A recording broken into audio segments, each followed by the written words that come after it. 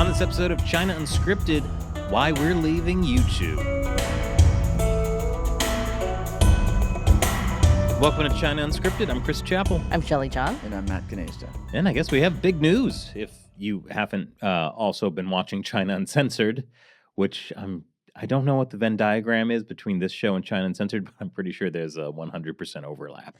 Except some people may not have been watching China Uncensored because our views have been mysteriously cut in half. Yeah, it's wild. For a channel that just topped 2 million subscribers, most of our episodes are not topping 100,000 views. Suddenly. And we've seen some people say in the comments that we're not showing up in their feeds anymore.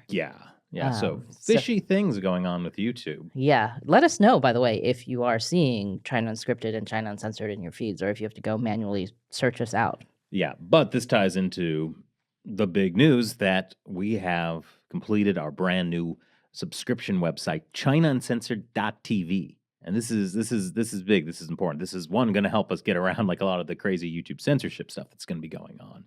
But it also gives us a chance to create new premium episodes. We can talk about things that YouTube would not like us to talk about. I wish we had this during the COVID era. Oh my God, yeah. YouTube censored so much of our stuff, and including, basically all of it was things that turned out to be right just a few years later. Or even things just showing what China was doing to people. When they China's COVID people put someone in a box and carried them away screaming into quarantine. I mean, just the most ironic one was the one that was called the answer to the coronavirus is not authoritarianism. Yeah. Deleted episode. From, yes. So. Yeah, ironic. So this is going to be a big help. And the big news is we're going to be putting this podcast exclusively on the website. Which I think is a great idea because, in particular, next week we're going to have a guest who says some very controversial things.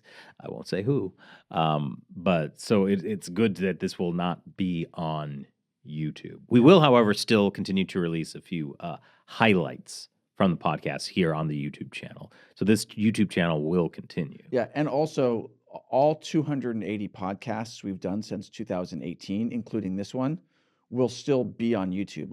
If it's on YouTube, we're keeping it on YouTube for you. We're not going to take anything away, but we do hope that you subscribe to our new website because that is also what will allow us to continue making this podcast and making the show China Uncensored and the rest of our stuff in the face of the insane things that YouTube is doing. Yeah, the goal is to still get as many people as possible aware about China and the CCP, but the only way we can afford to keep doing this is with support on the subscription website.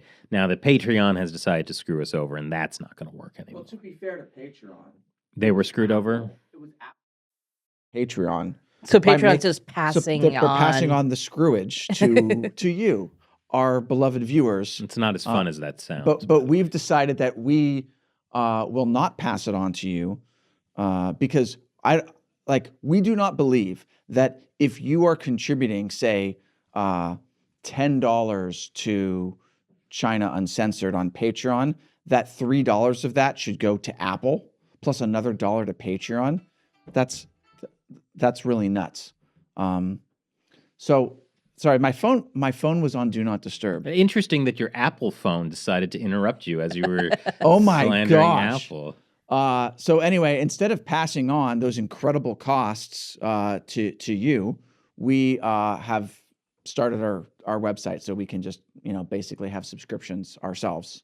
And yeah, I mean this is just the beginning of launching a new thing, and I think we're really excited about all of the different premium episodes we want to put on there. Like we're talking about entire series of general hostility that would probably be a little too niche for the general YouTube audience, but we think our core fans will really enjoy, where we look at maybe the rise of Xi Jinping, some of the history of the Communist Party. Yeah, so a lot of things that we wouldn't be able to put on YouTube because that would negatively affect us with the algorithm. Because those episodes wouldn't do well, but for people like you who really are interested in really understanding China. Yeah, so anything. Perfect for it. And also, to be perfectly frank about it, we kind of the survival of our company is at stake here, Yeah. because it's a big gamble for us to switch everything over to this new ChinaUncensored.tv platform.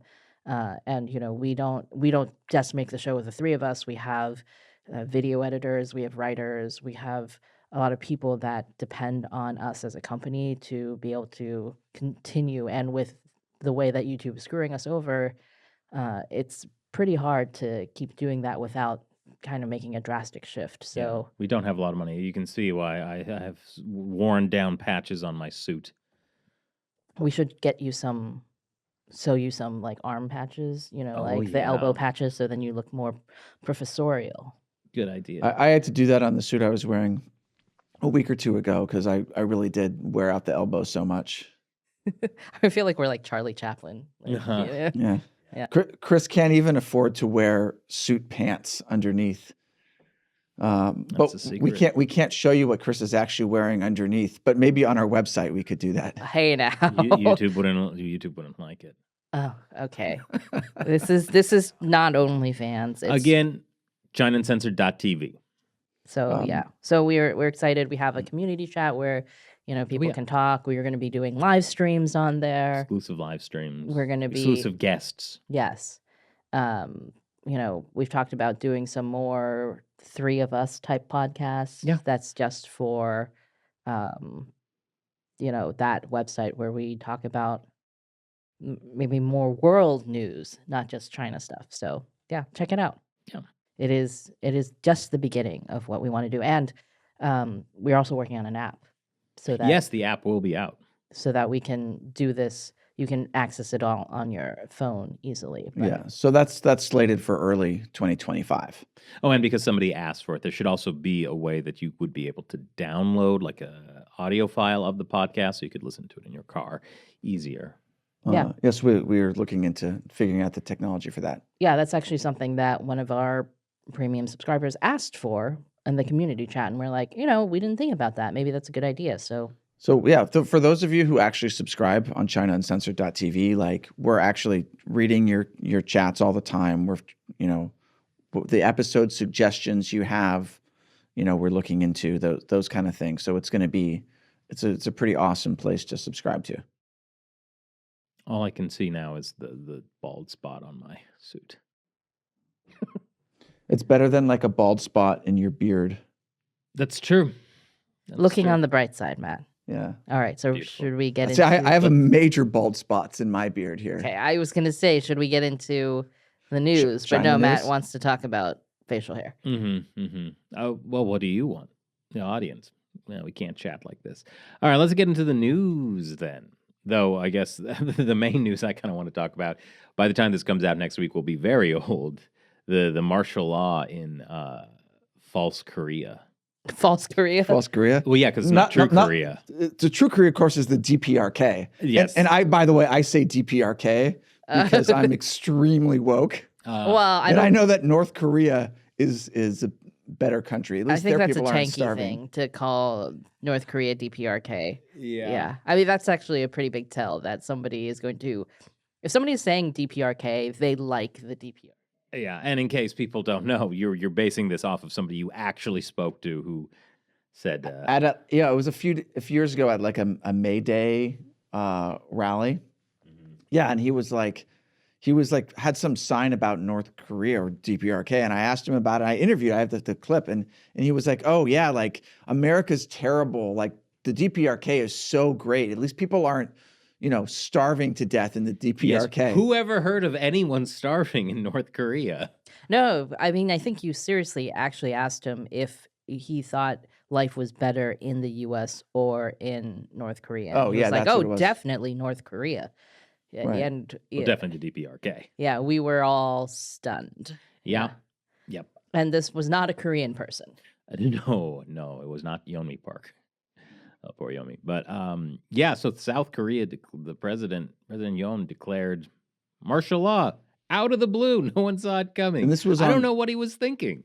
It was if it was, in the middle of the night. It was not the middle of the night, but it was at late night. Monday late night. Tuesday night, I think, Tuesday night. in Korea time. Oh, in Korea time. Yes. Yeah. So, yeah, it seemed so out of the blue that even his own political party was very much like, we don't support this. Yeah, well, there was a vote the next day. No, not the next day. There was a vote. Like overnight, like Look, an I'm getting emergency. confused because of my timeline experiencing this and their timeline. But yeah, so So there was a bas- vote about it. In So his that own a party. few hours later, so the president had tried to use the military to block the National Assembly building, but 190 out of the 300 National Assembly members, their legislature, right, still made it into the building and unanimously voted to And martial law. end martial law. And then people started gathering outside the National Assembly to protest. And then you had these incredible images of essentially Korean civilians reprimanding the military. Have you seen some of these? A few of them. Yeah, so there's a woman who was a news anchor or something, and she's scolding this guy who has like a fairly large gun Hmm. that he's holding, and she's like slapping the gun away and going, like, how dare you? You should be ashamed of yourself, et cetera, et cetera. So, and then the president was like, okay, actually, no more martial law. Well, I think he was required to, like, after the vote. Yeah, but if you've already declared martial law because you say the assembly is rising up against you, and weird. there are, pro North Korean communist forces in your government, that you need to declare martial law to fight them. Well, this is what's weird. And I know we're going to talk a bit about this a little later. But, like, Americans don't get political warfare. There are definitely, and we've covered this on the show, there are definitely North Korean and Chinese forces inside South Korean society and government trying to push things a certain way. It's same like in the U.S. where you have engagement type people. Right. So he's not wrong that, like, there are communists. let me inside the give gang. you- So President Yoon is a conservative, and one of the things that he's been doing over the last few years is he's been like changing the South Korea from being more pro-China and pro-North Korea relations to being more. So President Yoon has developed ties with Japan and with the United States, and is anti-communist. And so these are things that the Chinese regime does not like. They're basically terrified of South Korea moving away from China's sphere of influence. And South Korea has been very heavily under China's sphere of influence for a while. Mm-hmm. Yeah, and we're not saying that this justifies martial law or anything like that. Like, this guy, his wife is apparently being investigated for corruption. There could Some be a top lot officials as well. There could be a lot of other things going on internally in the domestic South Korean politics. And because even though President Yoon's Conservative Party, even though he's the president, the Liberal Democratic Party has a lot. I think they have the majority in the legislature, so they've been blocking won. everything. They won. It's called the Democratic Party. Right. So they're the Korean Conservative Party is the People Power Party, I think. Which sounds commie to me. Well, there may be no heroes in this story, but my point is only that I know what the Chinese Communist Party's perspective is, and they don't like President Yoon, and so they want to damage his reputation, go after him, take him down. He won very narrowly the presidential election, and then the Democratic Party came back to win a really big majority in the legislature, and part of it was that Yoon had promised to do a kind of purge corruption. Corruption is a huge problem in South Korean politics. In fact, that's why several former presidents have been charged with things. Or Wasn't there one who was involved in witchcraft, or was that just a rumor? Was that the one that was the religious group that may have been a cult? I forget. Do some researching yourself. That's a wild thing. Let's not talk about this on the show until we've done some research, I think. Well, this is a good jumping off point for you, the audience, to join in on the fun of this show, is to research witchcraft, South Korea. The question was it real witchcraft? Okay. Before we go off the rails, I do want to give some information about how deep the CCP infiltration is Yeah. in South Korea. So the Democratic Party, the opposition party in South Korea, they have essentially endorsed China's one China policy with Taiwan. So Yes. not like a separate one China thing like the US has, where they're like, the US's policy is, okay, China says it's China, including Taiwan. Taiwan says it's China, including Taiwan. We acknowledge both sides say this. Yeah. Whereas China's version is South Korea's version. South Korea's version is China's version. No, not South Korea's version. The Democratic Party of South Right. Korea, they have endorsed China's version, which is Taiwan belongs to us. Yeah. You know, so they've very friendly ties with CCP officials. The Democratic Party has been in power for more recently than the Conservative Party, and so there have been civil servant exchanges between like young Chinese civil servants and young South Korean civil servants, like government officials, that they've been traveling and experiencing like stuff in the other country, Right. and And they get the young Korean diplomats to come over, or civil servants to come over to China, go to karaoke bars, stay in hotel rooms where they may be videotaped. Oh, well, I don't know with about that specifically, but they do have to go through training in Xi Jinping thought, Yeah. when they go to China, just so they learn. So it's kind of like, The South Korean Democratic Party is very pro-China. right. They've accused the Conservative Party of provoking China by talking about Taiwan. Speaking of corruption, the Democratic Party's former presidential candidate was also convicted of violating election law and was sentenced to like a 1-year suspended prison term. So it's messy. It's messy in South Korea. which is why it's false Korea, unlike the pristine political system of Juche. Yeah, and then so a lot of I hope that doesn't get clipped out of context. this is why we need to put the yeah. podcast on our own website.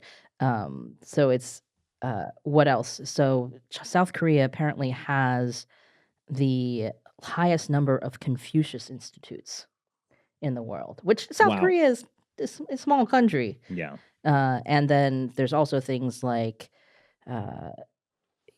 there are dozens of South Korean media outlets that carry CCP, CCTV. state-run media, State-run media, yeah. CCP propaganda, People's Daily articles. The weirdest thing is that there was a mayor of a South Korean city, I'm going to mispronounce this, Gwangju, in 2023, tried to build a park in honor of the guy who composed the anthem of the People's Liberation Army and a marching song for North Korea because he thought it would bring Chinese tourists Wow. to his city. That's a very specific thing. Yeah, well, I mean, I think it's because the guy was from that city. Yeah. So you can't choose who your, Elected representatives are? No. I was going to say who your famous people who are communists are. No. Yeah. Right, but like if you're from, I don't know, wherever Jeffrey Dahmer was from, like you don't have to build a park in his honor. Oh, that's very true. Stunning analogy. So the obviously the bad thing about this, well, the unfortunate thing about this is that President Yoon likely will not be president much longer. Yeah, there's talk that he'll probably be impeached. Yeah. Because, And I mean, like, I don't know what the hell he was thinking with the martial law thing. Like, that backfired.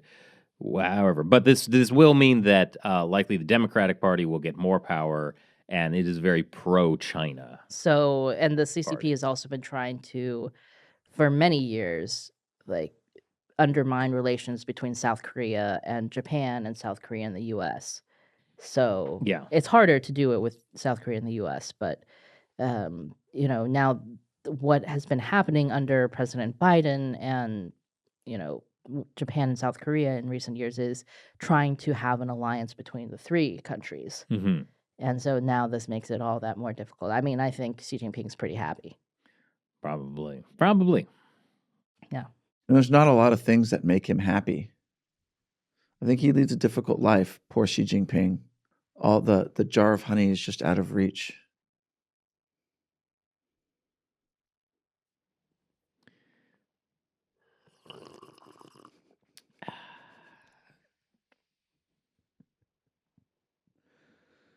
In other news, should we talk about the prisoner exchange?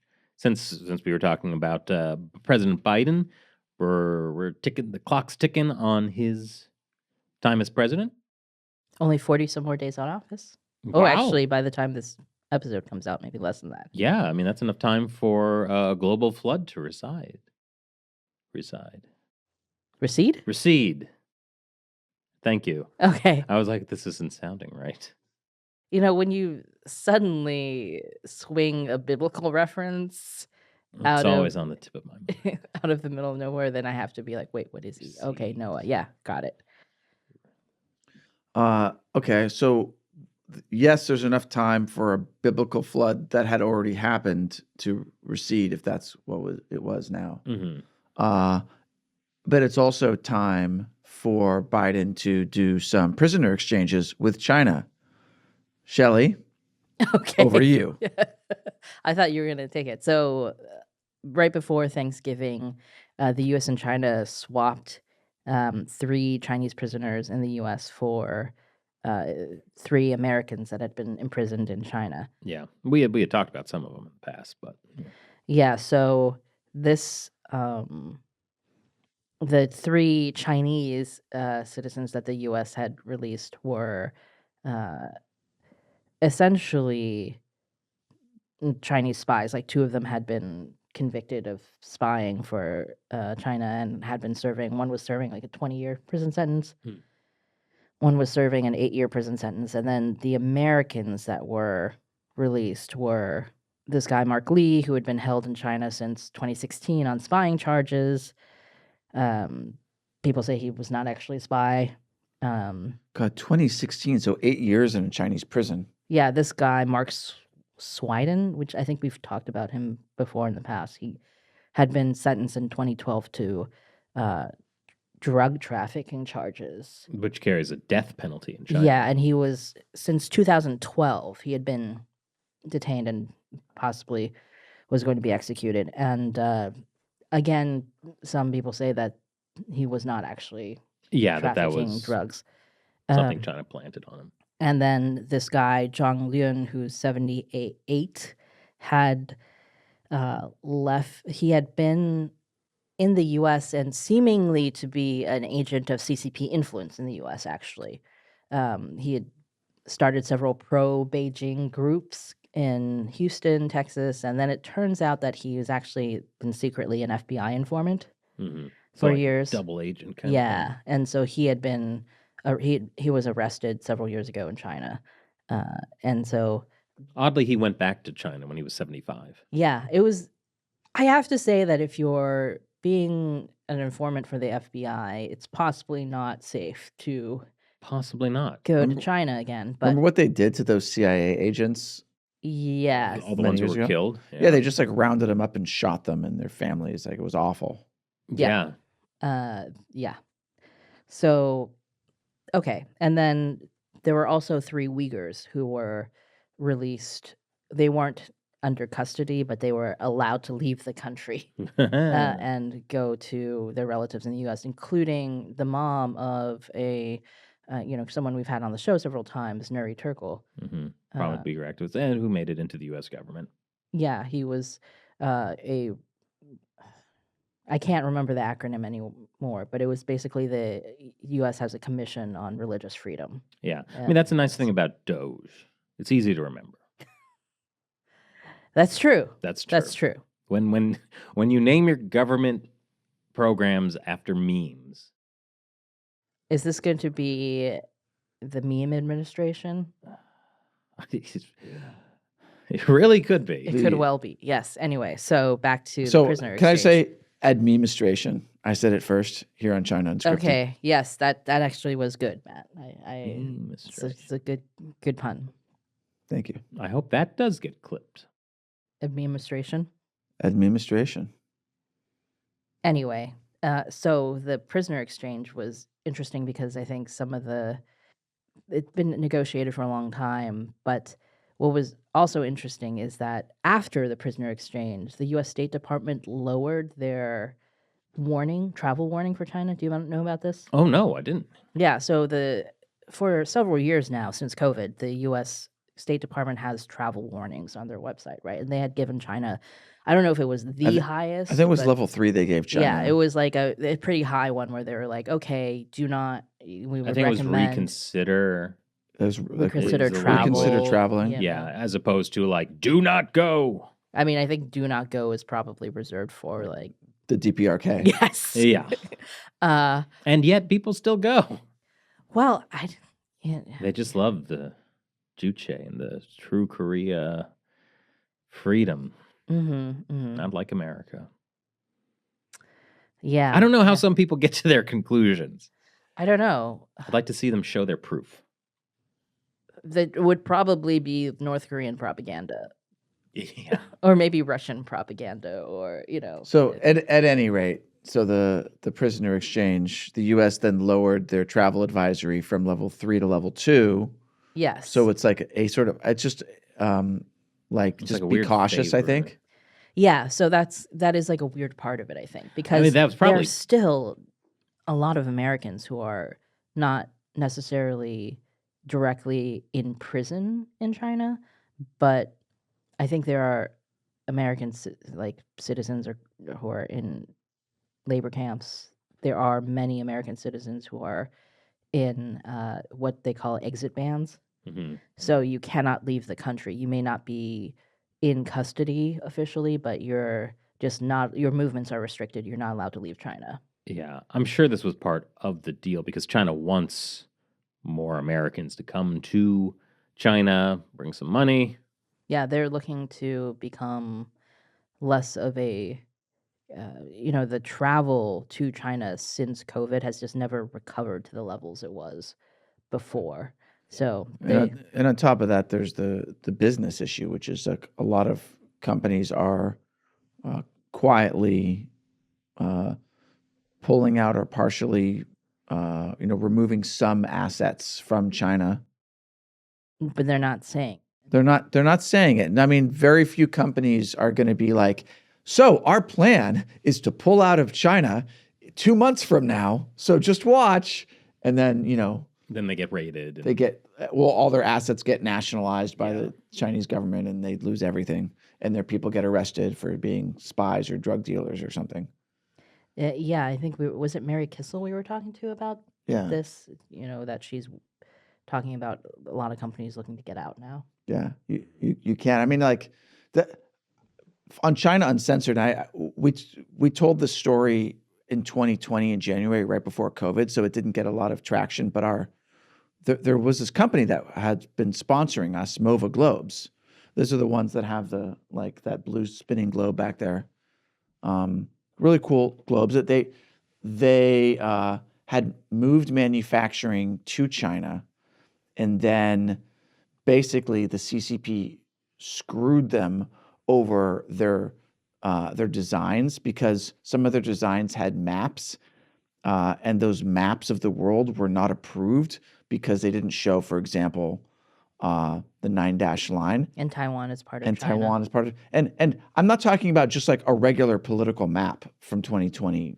I'm talking about like one of the designs. I don't know if it's on here, but it's like an ancient It's a historical map. like a It's 1600s. Yeah, it was an Italian map from like 17 something or whatever. Whatever it is. It's like yeah. like an old style map. Like it needed to have the 9-dash line. It wasn't to just an be old approved. style map. It was a reproduction of an actual map from the 1600s or 1700s. So which is critically important to the CCP because they like to bring out the old maps that say it was always a part. So the point is that the CCP was going so nuts over trying to force Mova Globes to redesign their globes to put in the absurd territorial claims that they have now, that Mova was like we can't do this, and like they were halting production. It was just a mess, and so they wanted to leave. But then, and this is the thing that happened: the Chinese government came in and they basically took over their facility and nationalized it, and like all of their like physical assets that were still in their warehouses and their production facilities were confiscated. So they lost like all of their products, and so they had to start not entirely from scratch, but like to a large degree, They just lost so much trying to get out of China, even though they felt like they were being forced out.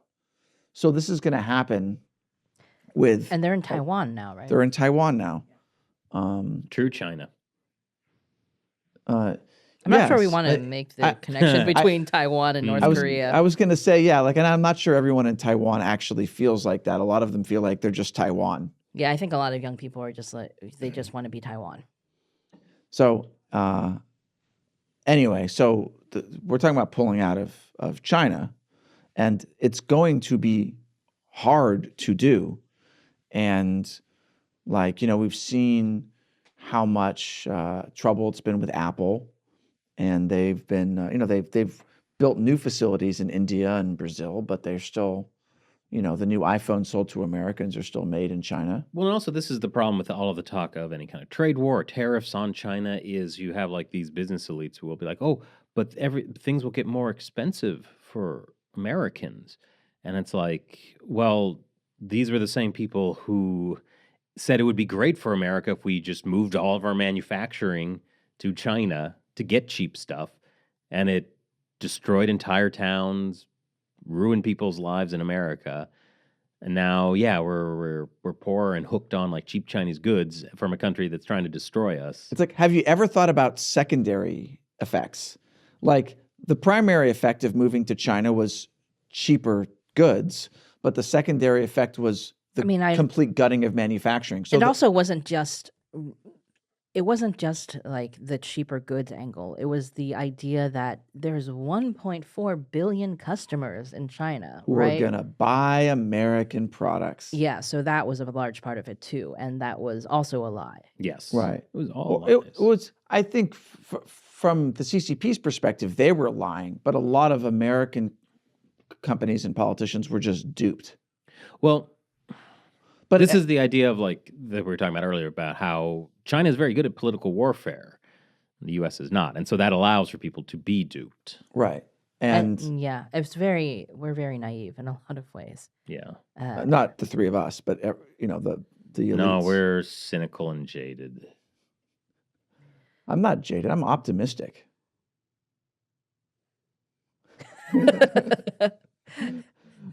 So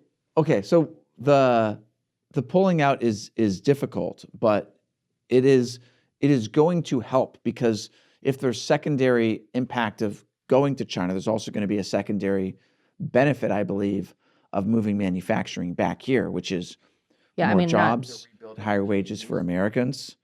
Yeah, and the rebuilding of communities. Bigger tax base. It also kind of reminds me of the argument that some people are making. Well, if we get rid of like illegal immigrants who are like basically the slave labor population, then like who's going to cut our lawns and like all these things will be more expensive. And it's like you're arguing for essentially slavery. Also, that's offensive to a lot of people who do those jobs who are not illegal immigrants who are paid. Yeah. Right. Well, many of the people, and we found this out, during the election, a lot of the people who basically voted against illegal immigration are recent immigrants themselves.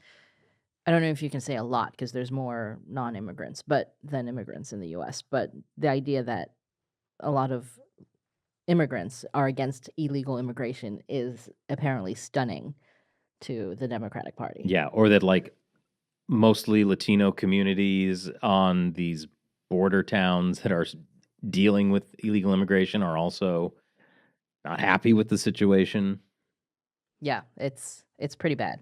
Anyway. So, but about China. The main thing is Biden did a total art of the deal move by getting these prisoner exchange done. I'm sure Trump was very proud, and when they met, they probably had a slight nod. What? Matt? I thought that's what you were going to say. What? No. Matt. This is why we need to move things on the web. No, this is why we need that spray bottle. Yeah, well, anyway, so at least the prisoner exchange thing seemed to have gone well. Can we talk about something funny? Do you have an idea? Yeah, I want to talk about what. Speaking of Chinese territories being taken over by the CCP. I just have to say, on this podcast, you asked if we could talk about something funny. Well, this is more serious than China Uncensored. Don't you think so? Yes, this is very serious, and I don't know if there's room for jokes, only puns. I mean, More so when we're interviewing someone. That's true. I mean, but when it's just the three of us, I mean, I talk about how my college put on a musical production about the Kent State Massacre. Yeah, that's going to get us censored by YouTube. That, I'm for free speech. That maybe should have been censored. the musical. Musical. Anyway, so the funny thing is that Cathay Pacific apologized last week, by the time you're watching this, for having an episode of Family Guy on their in-flight entertainment. And not because Family Guy makes tons of politically incorrect jokes all the time. Well, it was actually the first episode of Family Guy, and the reason is that how Family Guy has all these really arbitrary cutaways to things and references to things. There was suddenly a cutaway to Peter standing next to Tank Man in front of the tanks in Tiananmen Square. And so that was the thing that is now too sensitive for a Hong Kong airline to have on their in-flight entertainment. A reference to the Tiananmen Square massacre. I mean, it's funny because that show they make fun of like everybody, right? Like it's pretty out there. I mean, the joke is that Peter's a coward who decided to nope out of standing up for Well, I think the real thing to say about this is we can't show you the clip on YouTube because YouTube will, even though it would be fair use, they would hit us with a copyright strike. On our website, we will be able to show you this clip and things like it in the future. This clip is like a 5-second long clip or something like that. Yeah. And they would demonetize our whole thing with a copyright strike just for showing you something that is legal to use because YouTube has no meaningful arbitration or mediation process for this kind of thing. Certainly not for a channel like us who only has 2 million subscribers. No. But anyway, so that's one thing. So we're doing these special premium episodes for the website, and we're able to have a lot more fun with the video edits, actually, because we don't have those kinds of restrictions. We don't have those kinds of restrictions. I mean, recently we were even demonetized for showing a clip of J.D. Vance. Oh, and it was like, we do this all the time. We show like pull quotes. Yeah, there's like sound bites, right? So so it was a sound bite that we were talking about. Right. Mm-hmm. And the way we did it was perfectly legal within fair use law. And I checked these things and it was totally legal. And yet YouTube demonetized our whole video with absolutely no recourse. And it's not like they would do that to CNN, who does the same thing all the time, Yeah. But because we're the little guy, we cannot get anything from YouTube. Anyway, so ChinaUncensored.tv, that's where we hope you go to watch our stuff. Buy a new suit. One of the ones that I really had wished that I had written an episode a few years ago that was about essentially, I think it was about Kenny G getting in trouble. Oh, yeah. In China which Kenny G is very popular in China. Mm-hmm. There's a song of his that gets played when like all the stores close, malls close, and things like that. So Chinese people are very familiar with Kenny G, and he's been touring and stuff like that. And then I think it was during the Hong Kong protests, right, where he got in trouble for taking a photo with in Hong Kong of the protesters, and then he had to issue an apology. Yeah. And I had this whole joke about how there should be a super group of people, of washed up singers like David Hasselhoff and Kenny G. David Hasselhoff is not washed up. Well, because he had performed at the Berlin Wall. Yeah. And the song Looking for Freedom that he had that was super popular in Germany, and people associate this song with the fall of the Berlin Yeah. Wall. I mean, So Hasselhoff performed it at the wall after it fell, but you know, it's it was amazing because when I was in Berlin, there is a David Hasselhoff museum in Berlin, and Sexiest also museum on the planet. it's a small museum, but they're also in like the Berlin Wall Museum. There's photos of David Hasselhoff, the signed photos of David Hasselhoff singing at the Berlin Wall, and it's an amazing clip because he's wearing this jacket that is piano keys and it lights up. And I was like, I really wanted to be able to use this clip for the episode, but I couldn't because we would get a copyright strike. Yeah. So again, it's well, I good mean, about the website. ultimately, we lost tons of money that whole year because of the protests. That's true. Yeah. Yeah, that was another thing YouTube really didn't like. They didn't like us talking about the Hong Kong protests. A lot of episodes demonetized. They really don't want us to exist anymore. Help us exist, please. Yeah, and like we said, we still want to provide a lot of content that is free for people. Yeah. But we just have to do something to Be able to survive to make that free stuff. yes, and hopefully gives you some value back if you subscribe by giving Yeah. you exclusive episodes that won't be on YouTube. Right. And I think, when you go to the website, if you go there now, there's going to be like 3 or 4 premium episodes of China Uncensored already. But keep in mind that this is just the beginning, and your support is what will actually allow us to make it more robust with tons more episodes, more variety, more everything. More general hostility. Right. So it's kind of like it's a snowball effect, right? Like the number of subscriptions allows us to make more content that will get more people to actually subscribe. Yeah, hopefully. Yeah, Yes. and if you have things that you'd like to see, Yeah. Especially these early days, like, There's a lot we can when there's change. only a few hundred subscribers or, whatever, like when you're in on the ground floor, we're listening to you much more directly because there's just not that many people yet in the chat, but we're still going through the chat and reading all the comments. So this is a big deal. So yeah, come on over. This whole episode is basically like a pitch for ChinaUncensored.tv. I don't think so. Oh, we were talking about great stuff. Like when you said Well, Trump and Biden were going to kiss. Good content. I'm just now imagining AI making videos of that right now. No, I think AI probably already has, Yeah. honestly. Yeah. But my favorite Trump Biden AI video is the one that you sent me where they're singing that Chinese song. Oh, yeah. Can we show a clip of that? On our website, we can.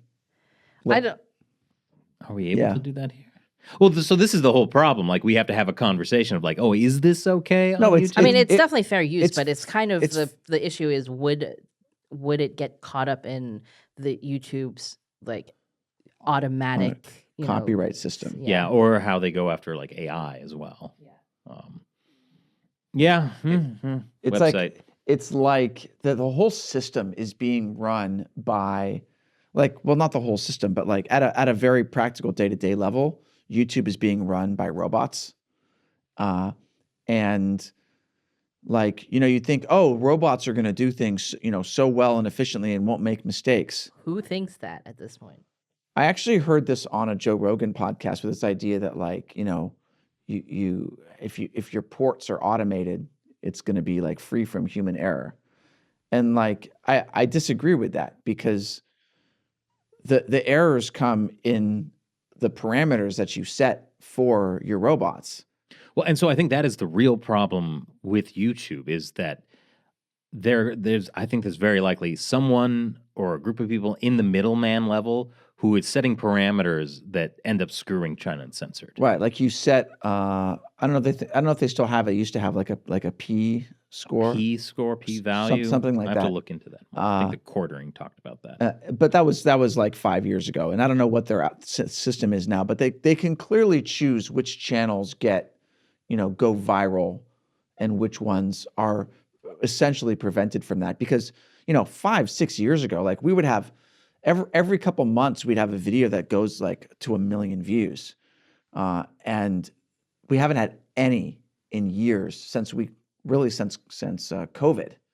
Did we Uh, have any during COVID go to America? and well, I mean, not since the COVID started, and like, you know, it's not that like suddenly our content has sucked, because our number of actual subscribers, which is people who are meaningfully choosing to click subscribe, that's gone way up. But the algorithm is clearly not pushing out China Uncensored in the way that it used to. So there's something going on there. We just don't know what it is, and you can't download the code anymore to see it. And, you know, we just don't know. But like, yeah, some mid-level person decides that we are persona non grata, but they don't want to officially censor And us. again, we have no idea what connections China has in YouTube, Right. which sounds far-fetched, but there was a Twitter whistleblower a few years back who exposed just how deep of a Chinese influence there was in Twitter before Musk took over. And who knows? Musk could be a lot of Chinese influence right now. So I mean, he's got, I really don't like that he's got Tesla factories in China. That's mean, really, this is not good for Musk's us. Chinese influence is kind of out there in a way. Yeah, It's it's like true. it's kind of less insidious in a certain way than what's happening with YouTube. Or like if Yeah. you're secretly an investor in BYD or something, but you Yeah. don't let anybody know. I mean, everybody knows what like Tesla's connections are with China. That's a good point. And his mother is a like spokesperson for Chinese brands. Yeah, like, it's like very visibly. So in a way, like that influence operation is clear to see. Mhm. You know what I mean? And like I mean, I have mixed feelings about Elon Musk because I feel like he's definitely not seeing the picture with the CCP clearly. Like he claims to be anti-communist and you know, like a free speech absolutist and all this stuff. And I think that what he's done with Twitter/X has been good, you know, in general for America And for the free world speech, and which free they speech. do not have in China at But- all. But yeah, it's just like there's a giant blind spot when it comes to China. Yeah. Yeah, it's really strange. I wish we could have an opportunity to speak to him and get to just hear what he's thinking. Maybe you need to go on X and become like a power user and then Oh God, I just don't have the soul left for that. yeah. But I mean, eventually, you know, eventually Tesla, I think, will have to leave China because they're getting screwed by Chinese brands. And this is something, there was actually basically the General Motors just released good segue. their numbers saying that they were going to do like a $5 billion write down of their, I don't know what this means exactly for the shareholders, but they had lost $350 million in just the first 3 quarters of this year in China, because what happened is, like, you know, they went to China in, like, I think 1990 or somewhere in there, and they, you know, oh yeah, come to China, you can make your cars real cheap, blah blah blah, you can sell to 1.4 billion people who are all going to buy General Motors for sure. Don't worry about it, just come on in. Who will all have disposable income, Right. sure. And so they, you know, they go in and they make money. They make I mean, money. China had a huge car boom in the late 90s, early 2000s. Right. Yeah, when they went from like basically, you see the videos of Beijing and it's all bicycles. Yeah, Right. even when I was in China in 97, like It was a Beijing was lot of bicycles bicycles. mostly. They had a lot of bicycles. And most people did not have a driver's license or know how to drive. So it really changed in the first decade of the 2000s. I've Oh, yeah. seen some videos of driving in China. I would still say a lot of people don't know how to well, there's drive. just not like a long driving culture. Right. That is like true. when you don't learn like safety and car culture from your parents, you know, you're kind of, it's not as easy to do that. But so my point about GM is, like, they peaked in like 2018, and they've been on the decline in terms of sales because their technology, and this is going to come as a big surprise, was stolen by, you know, Chinese, essentially state-owned or state-controlled companies, and their whole thing about stealing. Everybody, this happens to everybody. It happened to Tesla, although Tesla actually made it publicly available. But all of these technologies for cars have now been picked up by Chinese companies, and there's at one point more than 100 different Chinese car manufacturers, and they're all ripping off American and European technology. And now the Chinese Communist Party is trying to make sure that the cars sold in China to Chinese people are primarily the Chinese brands. And then they're So also trying to now take over the worldwide right, electric vehicle the market, the right? CCP was never going to let foreign companies dominate their market for any period of time for any product. Yeah. That was never something that they were going to be okay with. And it's like you So see this in industry after industry after industry, and yet new industries keep going in. Like Hollywood was a late entry right, into this, right? But essentially now what happened to Hollywood in the last 5 years, the CCP is restricting a lot of their movies in favor of domestic movies where they learned how to make movies from Hollywood productions, doing these co-productions with Chinese production companies, moving in, and now they've built these giant studios in China. They don't need Hollywood anymore. right. I mean, the plus side of Hollywood getting completely screwed by China is that I've seen in the last like 2 years or so some movies and TV shows, especially that are like the baddie for that episode or whatever is like a Chinese agent or something. Where you would definitely, well, we You would remember have not when, seeing it. You would not see that between like 2008 and 2020. well, the whole Red Dawn thing, right, where they digitally replaced There all of the was- Chinese baddies with North Korean ones. There was an DPRK. old, I think it was an X-Files episode with a young Lucy Liu that had like organ harvesting in Chinatown. In the U.S. Yeah, Okay. but that's just I don't think that would be something that would get made now. There is, I think it's Dean Koontz. There's a Dean Koontz book from the 2010s that talks about organ harvesting in China. Well, there was the World War Z by Oh yeah. The Mel No, Brooks' no. son. I But can't like remember this his name. entire book, the like it was about this. like like somebody- state run organ harvesting. Yeah. Mm. Yeah, I think, I do vaguely remember that book. Yeah, but like I've never read the book, but I do like. I think like there's a character who's a Chinese dissident who gets their organs harvested. Wow. yeah. But you know, So, at any rate, no foreign company that has gone into China has like they've all either gotten screwed already or they're in the process of that, like in being replaced by domestic brands because the CCP's whole thing is technology theft. And what do? You don't steal technology for no reason. You steal it because you plan to use it. Well, again, for like your the own- Tesla, it's publicly available. But the goal, because there is no private sector, it's all controlled by the state. And the state, the CCP, their goal is to undermine and destroy the Western world order, to undermine and destroy the U.S. And they don't want to just compete normally with foreign companies. They want to ultimately destroy them. So it's a China-led world. Well, the CCP doesn't think about competition the way that the U.S. does. Like Americans value the free market because we value the exchange of ideas. We value the idea that in a free market, companies that serve customers best will perform better, and that minimal government interference is better for the market. It's better for small business. It's better for all the sorts of things. Whereas the Chinese Communist Party doesn't look at the free market as being good. They look at the free market as something they can take advantage of so they can dominate. Yeah, it's their main goal. This is the political warfare thing. Their goal is to win a war and defeat their enemies, Right. which means GM, Tesla, the United States. I think that's something that's been proposed recently from several quarters is that the U.S. should rescind the most favored nation trade I think that would be a status great idea. from Right. China, For which the most favored nations, not everybody knows what that is because it's an old term. So you want to explain it or I can explain it? why don't you go ahead?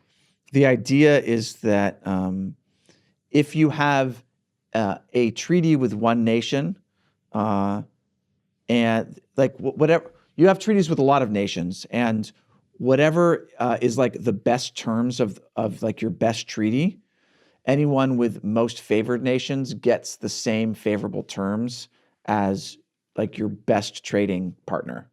Essentially, it allowed a huge amount of free trade, more or less, with Right. China. It's like any great deal that we have with, Canada or England or Germany or whatever, like that China would get like the same terms. But that's stupid because what China does is steal American stuff.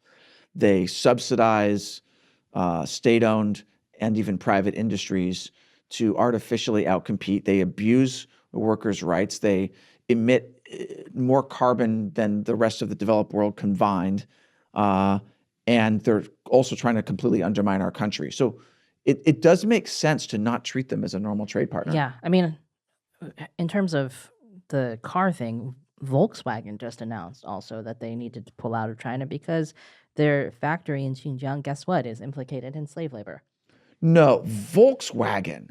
But But they've been The such a single solitary stain on their history. the interesting thing, Volkswagen has been in China since They were one of the first, 80s, right? Yeah, right? They were yeah, like yeah. early, yeah. But the interesting thing is that then they announced that they were going to. They announced that they were pulling out of China and they were going to close this factory in Xinjiang. And then they announced that they're going to double down on their. They have like a relationship with a Chinese car manufacturer. They have like a I don't remember what it's called, but essentially they have a relationship with a Chinese car manufacturer and they're going to double down on that. Can that Chinese partner use slave labor? Probably. Well, then it's I mean, okay. I think they might be required to use slave labor. Well, a lot of people are actually very comfortable with slave labor as long as they're not the ones who actually have to own the slaves. Well, do you see the thing recently about Italian tomato products having Xinjiang tomatoes Oh yeah, in like, them? Oh, Uyghur God. slave labor tomato in Yeah. Italian. And That's bad. Uniqlo had to come out with a statement saying that they don't use any Xinjiang cotton, so that Mhm. their cotton is slave labor free. And then now they're probably going to get boycotted in China Or there because was they're not using Xinjiang cotton. So the CCP is trying to force companies to use Xinjiang cotton, which and would Xinjiang essentially make tomatoes. them choose between the China market or the rest of the world. Yeah, I mean, in the U.S., especially with the Uyghur Forced Labor Act, that is now Yeah. illegal to import things. Yeah, there was Yeah, the parent company of Tommy Hilfiger, like they got sanctioned, I think, by China for not using Xinjiang cotton. This is why, slavery has historically been in a lot of different cultures, but it's always been very difficult to get rid of for this very reason, right? Which is that the slave owners, and in this case, the slave owners are the CCP. They not only have their own interest in maintaining the slave labor, but they also use their power to force people to be a part of that system.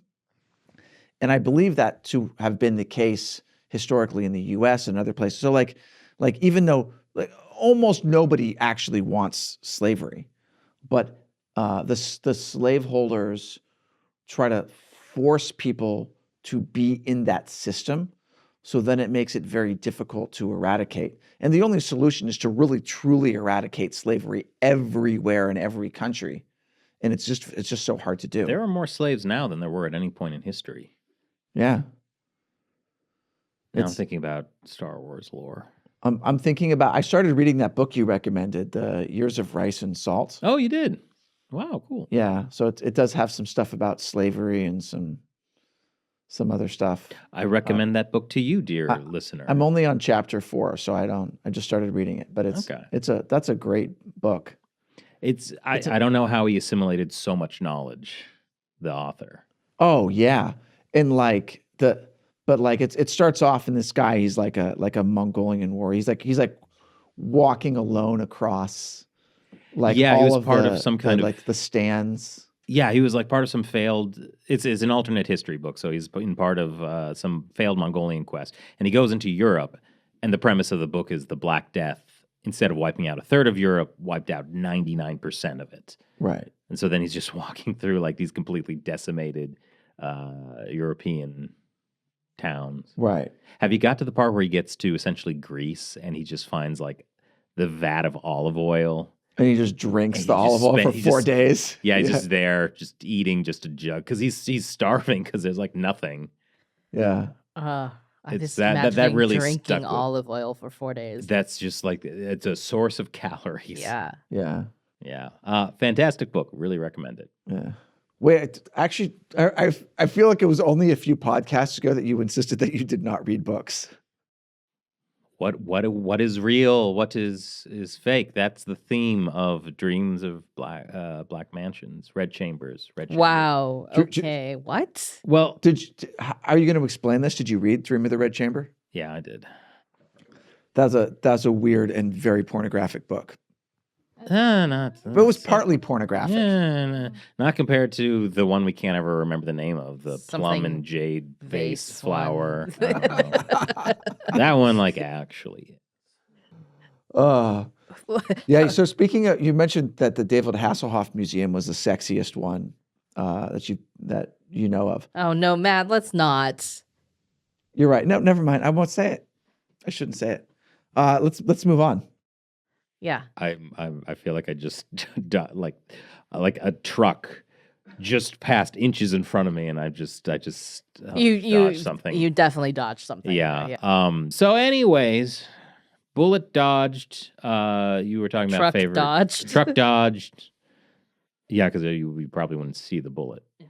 You were talking about most favored nation. I think we got to Matt explaining what that was. And then we went on this whole thing about companies. So China has had permanent most favored nation trade status since 1999. The great thing about making it permanent is it really encourages the other partner to really, keep on the straight and narrow.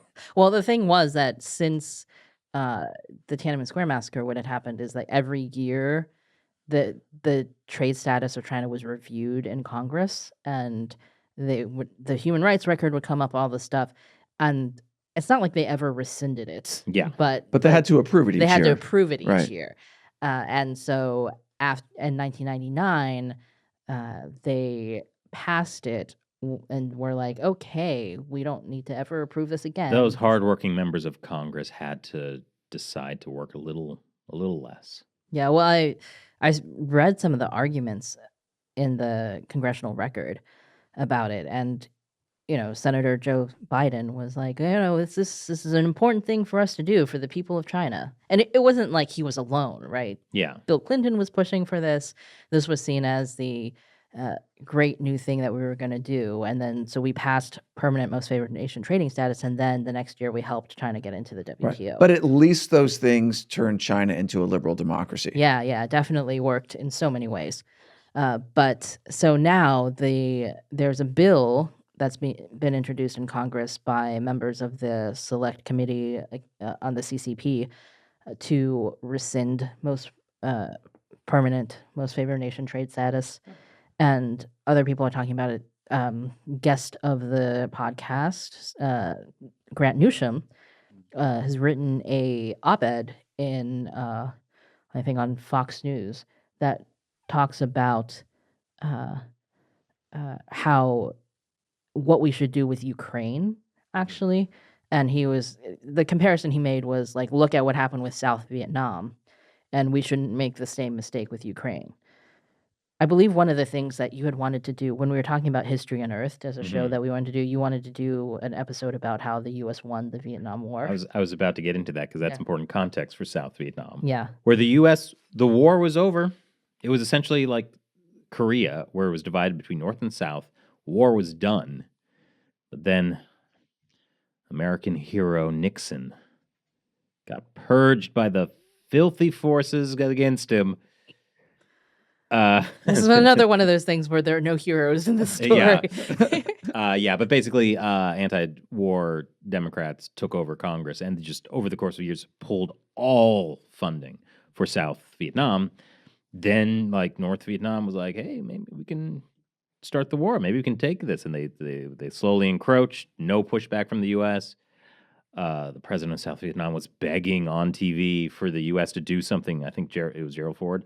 Gerald Ford was begging Congress to do something, and they're like, nope, we're not going to give any support for South Vietnam. And so the war was lost after the fact, and South Vietnam fell. It did not have to fall. It was pure incompetence by the U.S. So Grant's argument is that we should not make that same mistake in Ukraine, Yeah. where, obviously an endless war in Ukraine is not what anybody wants, but also um, he was talking about the destabilizing secondary effects of South Vietnam falling too. What happened in Cambodia after Yeah. that with the Khmer Rouge, like all this stuff that was destabilizing things that were happening in Asia after that. So his point was that whatever happens with Ukraine and Russia, Russia can't come out the winner.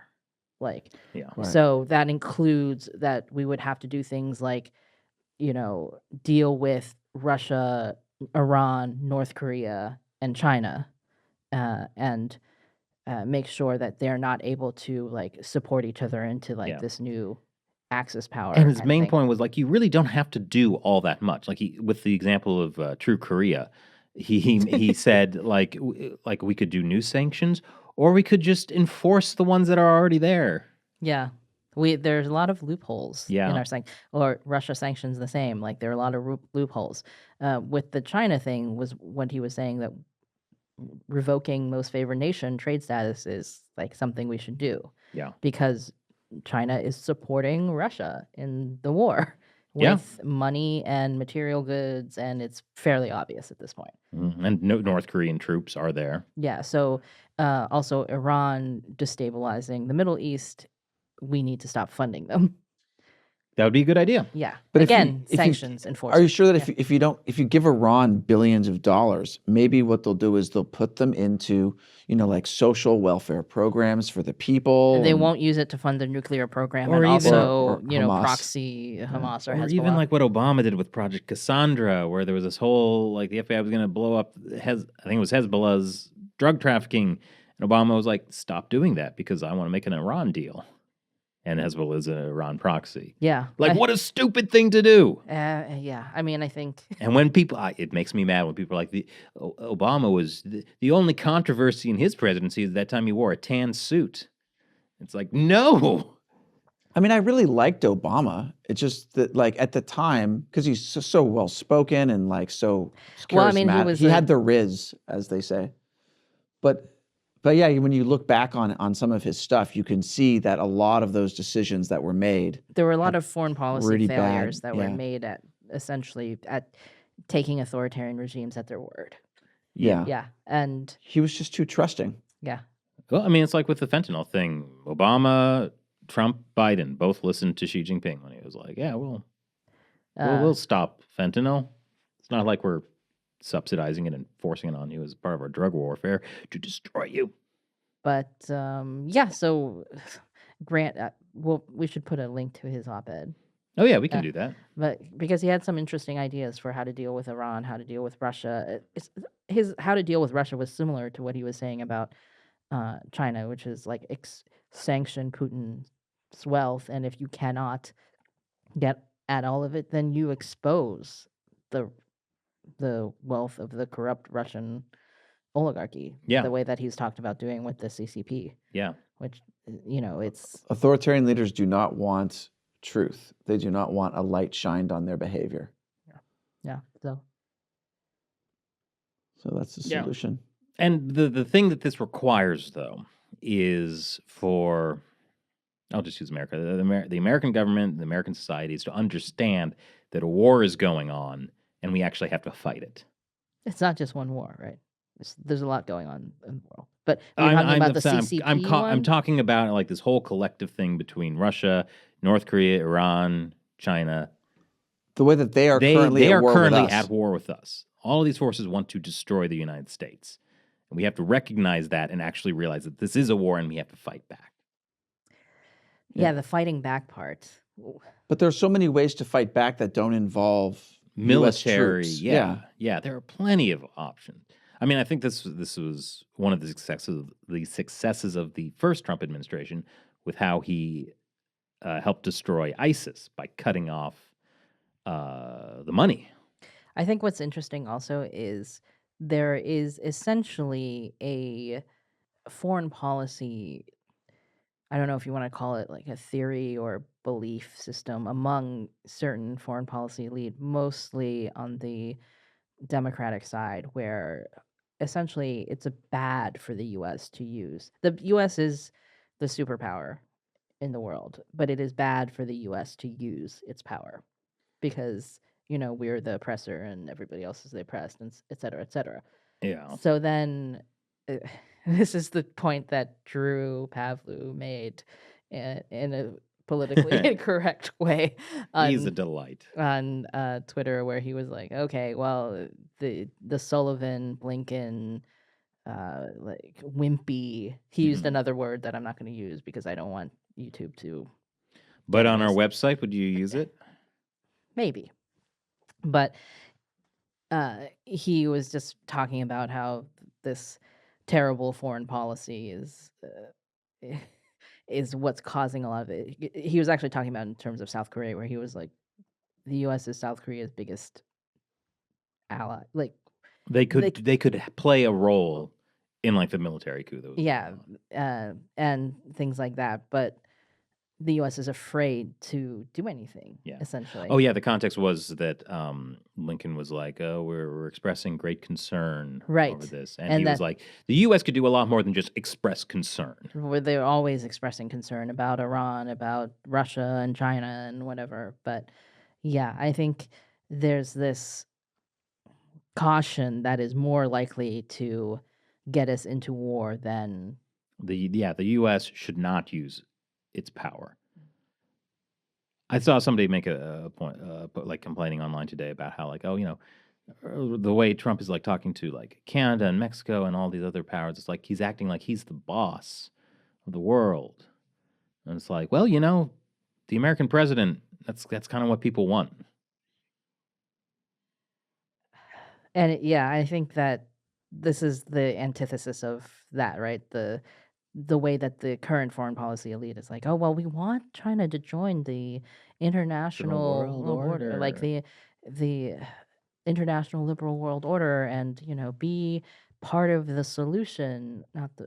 And they're like, they have no interest in being part of the solution. That is not what they want to do. And They want to be the world police. yeah, so it's just anyway, it is very frustrating. And interestingly, one of the comments to Drew's post was that someone who was like, "I'm a Democrat, but I'm very excited to see Marco Rubio as the next Secretary of State because I hate the way that the Democrats do foreign policy." Yeah. Yeah. Well, I mean, the obvious solution, and this always works well, is you just got to say that like the communists are inside the country, so declare martial law, and then everything solves itself, right? Yeah. No problems whatsoever. Yeah. Well, you heard it here first on China Unscripted. I am declaring martial law. I am in charge now. You apparently had about as much of an ability to declare martial law as the South Korean president. Yeah, yeah. Except I won't rescind this. Uh-huh. Rescind. There you go. Yeah, I've learned something today. Thank you for watching China Unscripted. I'm Chris Chappell. I'm Shelley Chong. And I'm Matt Gnezda. And we'll see you on our new website, ChinaUncensored.tv. See you there.